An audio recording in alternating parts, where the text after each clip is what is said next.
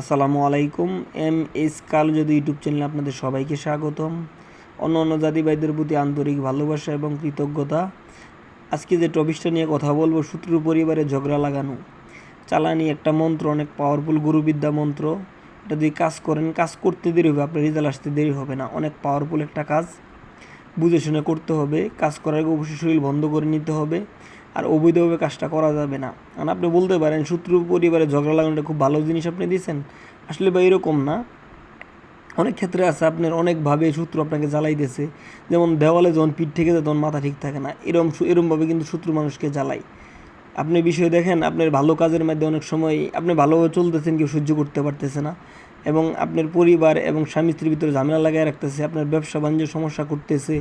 আপনার জমিতে অনেক সময় জমি যুদ্ধ দখলে নিয়ে যাইতেছে গা, অনেক সময় আপনার টাকা পয়সা নিয়ে যাইতেছে গা, আপনার জিনিসপাতি নিয়ে যাইতেছে গা। শত্রু অনেকভাবেই জ্বালাতন করে, কিন্তু যাদের কোনো উপায় নাই বা কোনো কিছু আপনি আর চোখে দেখতেছেন না পদে, তখন এগুলো প্রয়োগ করবেন। অবশ্যই আপনি শত্রুকে মাফ করে দিলে সবচেয়ে উত্তম, আমি যেটা মনে করি। কারণ কারো ক্ষেত্রে এগুলো প্রয়োগ করা ঠিক না। এটি তো যাদেরকে করবেন ও বুঝতে পারবে যে মাসে কদিন যায় আর আসে। কারণ এগুলো অনেক খারাপ জিনিস, তো এগুলা সবার ক্ষেত্রে প্রয়োগ করা উচিত না। আমি এখনও বলবো, তখনও যখনই বলবো, যারা আমার সাথে কথা বলে তারা বলে আমার ব্যাপারে বুঝতে পারবে। আমি সবসময় শত্রুকে মাফ করে দিতে বলি, কারণ যারা আমার কাছে বানের ব্যাপারে আসে আমি আমি সবাইকে ফিরিয়েই দিই, কারণ এগুলা করা ঠিক না। জানি না এমন না, সবই জানি ইনশাআল্লাহ, আল্লাহ সব কিছু শিখাইছে। বললেও সব ক্ষেত্রে মাফ করে দেওয়া সবাইকে উত্তম। আর কোনো ব্যাপার বা কোনো কাজের ব্যাপারে কথা বলতে চাইলে এই যে আমার ইমো হোয়াটসঅ্যাপ নাম্বার আছে, এই নাম্বারে যোগাযোগ করেন 01999902172। এই নাম্বার ছাড়া অন্য কোনো নাম্বার দিয়ে আমি কথা বলি না, অন্য কোনো আমার নাম্বার নাই। এই নাম্বারে ইমো হোয়াটসঅ্যাপ খোলা আছে, এছাড়া কোনো নাম্বার নেই। কারণ আমার ভিডিওগুলো কপি হইতেছে, অনেক পেজে গ্রুপে যাইতেছে। সবাই সতর্ক থাকবেন। অবশ্যই আমার সাথে কথা না বলে কোনো কাজ বা কোনো ব্যাপারে পরামর্শ করতে চাইলে অবশ্যই আমার কথা বলেন, আমার ভয়েসটা শুনবেন, তারপরে আপনি কাজ কাম যাই দেন। কথা না বলে কনফার্ম নয় কাউকে এগুলো দিবেন না এবং করাবেন না। এখন যে বিষয়টি নিয়ে কথা বলতেছি, এটা কীভাবে করবেন। অবশ্যই আপনি করতে গেলে এই মন্ত্রটা দেখেন, এই যে মন্ত্রটা ভালো করে দেখেন। মন্ত্রটা আগে মুখস্থ করতে হবে আপনার। মুখস্থ করে 108 বার জপতে হবে, পাক পবিত্র হয়ে। যে কোনো শনিবারের রাত্রে জপতে হবে। আপনি শনিবারের রাত, যেমন শুক্রবারের দিবাগত শনিবারের রাত পরে, এটা শনিবারে মুখস্থ করবেন, 108 বার পড়বেন। পাক পবিত্রের সামনে একটা আগরবাতি, একটা মোমবাতি, একটু গোলাপ জল ছিটিয়ে শরীরে আতর দিয়ে তারপর কাজটা শুরু করবেন।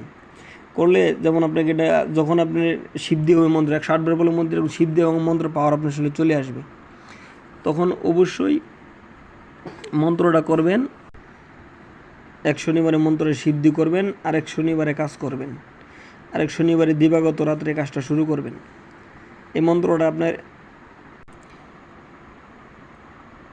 তরুলতা চিনেন? তরুলতা নিয়ে আসতে হবে। তরুলতা বলতে অনেক গাছের মধ্যে হলুদ কালারের লতা হয়, অনেকজনে অনেক জায়গায় কী বলে আমি জানি না। আমি আজকে নিয়ে আসতে চাইছিলাম, আমার মনে নাই, নাহলে আপনাদের দেখাইতাম। সবুজ ধরনের তরুলতা এগুলো হয়, গাছের উপরে হয়। একটা নিয়ে আসবেন, একটা নিয়ে এসে এই মন্ত্রটা 101 বার পরে একটা গিট দিবেন। এভাবে 303 বার, 3 বারের মধ্যে 101 বার পরে পরে তিনবার বলুন, 303 বার। 303 বার 3টা গিট হবে। 3টা গিট দিয়ে আপনি যে শত্রুরে আপনি করতেছেন, মনে মনে ওর কথা ভাববেন। কাজ করার আগে ওনার কথা ভাববেন, বা সামনে একটা ছবি নিয়ে নেবেন। নেওয়ার পরে এই মন্ত্রটা 101 বার করে পড়বেন, আর তরলতার মধ্যে একটা গিরো দেবেন।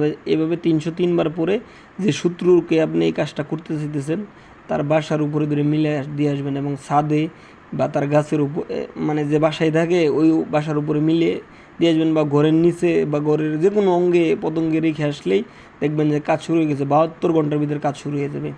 অবশ্যই সতর্কবার্তা, এতে যদি আপনার বিপদ আপদ হয় বা কোনো প্রবলেমে পড়েন, এর জন্য চ্যানেল কর্তৃপক্ষ আমি হীরা দায়ী নই। কারণ সেন্সিটিভ ব্যাপার, শরীর বন্ধ করে তারপরে কাজটা করুন। সবাই ভালো থাকেন। আসসালামু আলাইকুম।